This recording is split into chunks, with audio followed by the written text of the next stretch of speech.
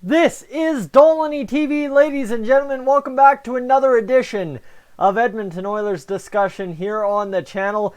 After an off day yesterday, I'll explain that very quickly before we get into what happened yesterday with the Oilers and a certain player.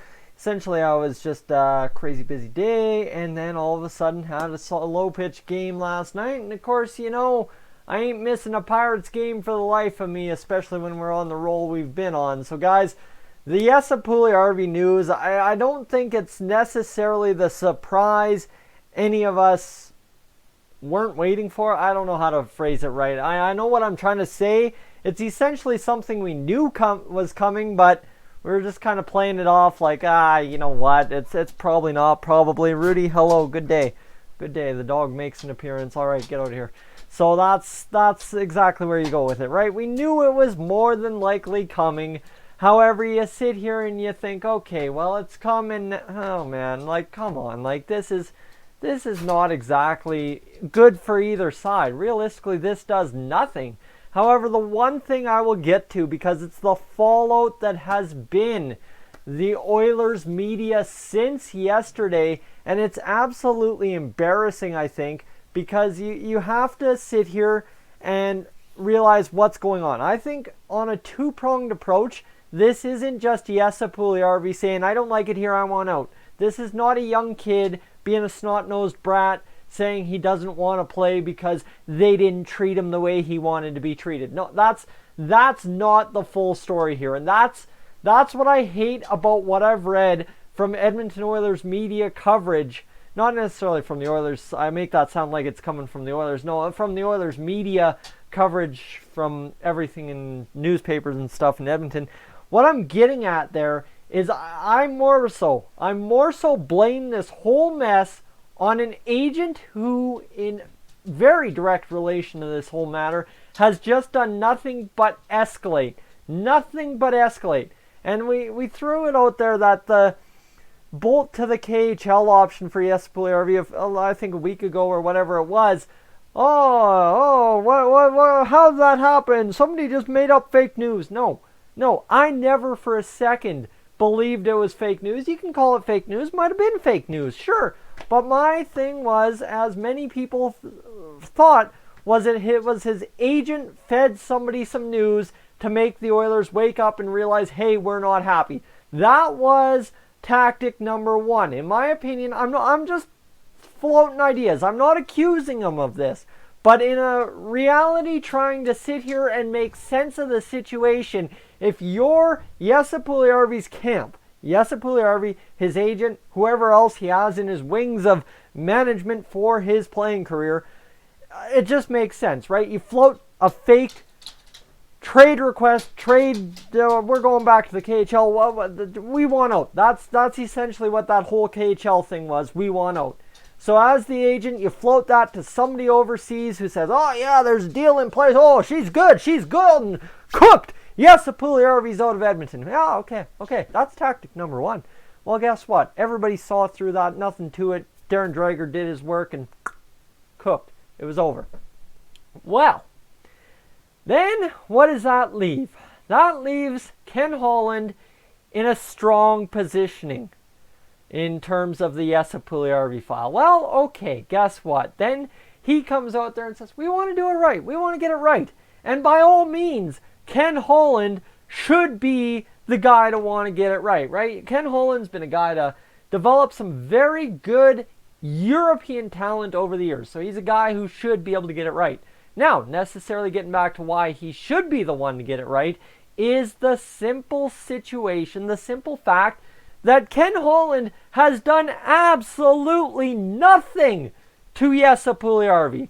Secondly, Mr. Dave Tippett has not coached a single game in which Jesse Puljujärvi was in his lineup.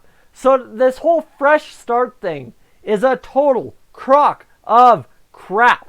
This is what it comes down to. As I said, two-pronged approach, and let's explain it thoroughly and very well. The two-pronged approach, I've led into it. His agent is definitely part of this major issue. This is a guy stirring the crap pot for the sake of stirring the crap pot, in my view, for one reason. If you're an agent and your guy is demanding a trade because he doesn't want to play in a certain city or he'll go overseas to the KHL, well, guess what? Why are you doing that? Why do you do that if you're an agent?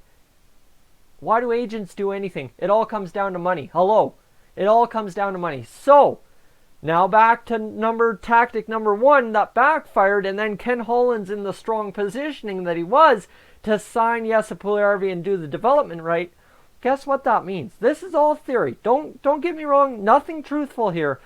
This is just all theory, rationalizing how this is played out.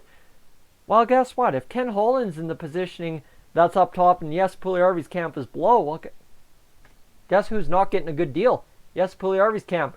Guess who's not getting that big, greasy RFA payday that every other RFA has been getting for the past year and a half? Well, it's Jesse Puljujärvi. Guess who's not getting his greasy hands on that cut of money? The agent.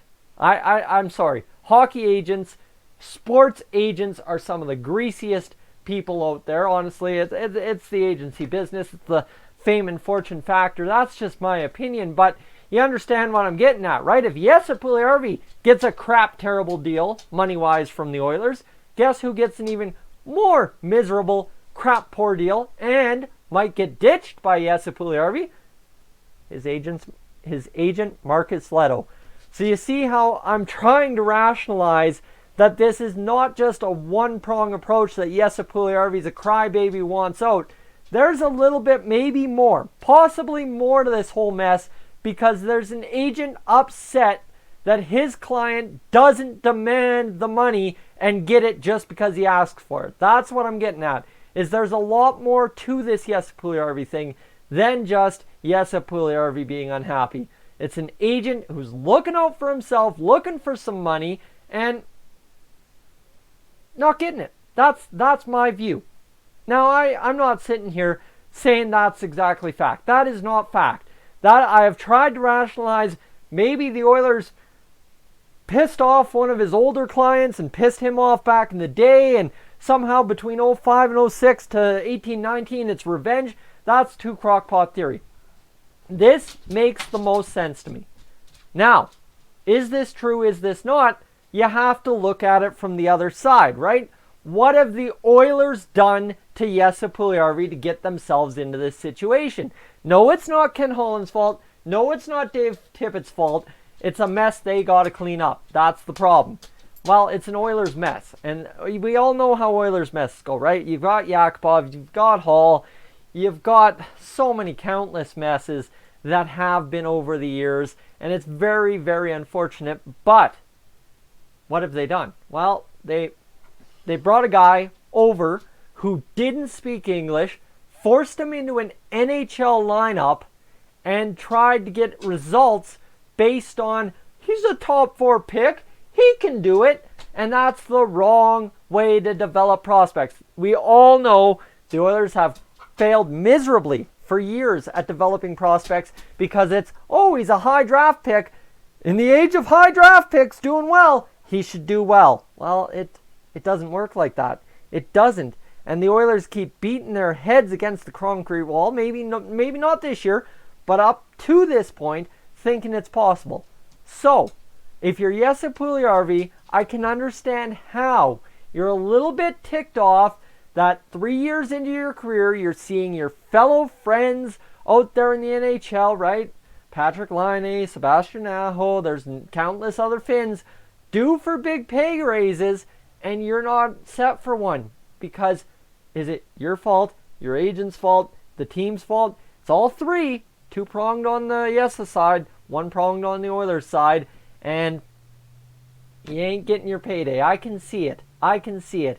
I'm a man who likes my money. Don't kid me wrong. I like looking at that bank account and saying, hey, look at that. I didn't spend that. I have that to put on that bill. That's numbers. Numbers, money, ooh, makes the world go round. Can't get me wrong there. I sit here and I try to explain why Markus Lehto's driving this whole mess. Well, I get it, man.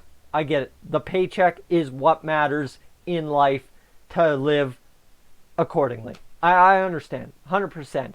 But The situation is, it's a new regime in Edmonton. You're only 3 years into your career. Take a 1-year deal.